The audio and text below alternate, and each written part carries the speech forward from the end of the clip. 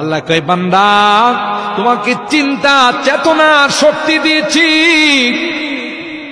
এটা বড় বড় পাহাড়কে দেই নাই, আসমানকে দেই নাই, সাগর মহাসাগরকে দেই নাই, জমিনকে দেই নাই, বিশাল বিশাল পশুকে আমি আল্লাহ দেই নাই।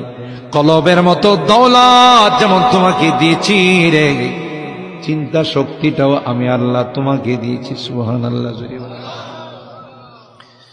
তুমি মেমোরি দিয়া চিন্তা করবে।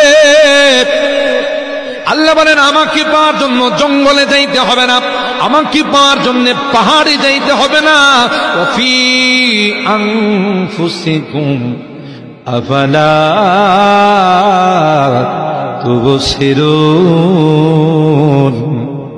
তোর মাথা থেকে পা পর্যন্ত আমার নিয়ে গবেষণা কর, তাইলে আমি আল্লাহর কুদরত তোর সামনে চলে আসবে। সুবহানাল্লাহ।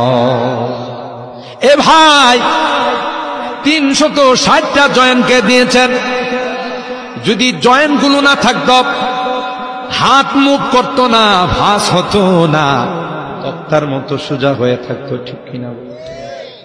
কোমরটা বাঁকা হতো, হাঁটু বাঁকা হতো না, পাও বাঁকা হতো না। আল্লাহ ডাক দেয়া কই বান্দা তুমি যা খাবার গ্রহণ করো রে, আমি আল্লাহ এখানে কুদরতি একটা মেশিন ফিট করে রাখছি। সুবহানাল্লাহ। মেশিনটা পৃথিবীর কোন ফ্যাক্টরি আবিষ্কার করতে পারে নাই, কিয়ামত পর্যন্ত পারবে না। আল্লাহ মেশিনটা বানায়া তোমার ভিতরে রেখে তুমি যখন খাও, কিছু অংশ তোমার ব্লাডের মধ্যে সার্কুলেশন করে। সুবহানাল্লাহ বলে। আবার কিছু অংশ তোমার গোশতের মধ্যে পাঠায়। সুবহানাল্লাহ বলেন। আবার কিছু অংশ তোমার জয়েন্টগুলোর ক্যালসিয়াম সরবরাহ করে। সুবহানাল্লাহ। চাকার মধ্যে যেমন গ্যারেজ না লাগাইলে এই চাকা আস্তে আস্তে জাম হয়ে যায়, আল্লাহ কয় তোমার ওই জয়েন্টগুলোতে যদি ক্যালসিয়াম না যায়, ওই জয়েন্টগুলো কাজ করবে না। ক্যালসিয়াম পাবে কোথায়? আল্লাহ কয় বান্দা তোমার এই মেশিন থেকে আমি আল্লাহ এক এক জায়গায় এক একটা পাঠাই দিই, যেগুলো ওয়েস্টেজ হয়ে যায়, যেগুলো তোমার এমনি তোমার অতিরিক্ত হয়ে যায়, এগুলো ট্যাঙ্কিতে জমা হয়, আর পানিগুলো পেশাবখানায় জমা হয়।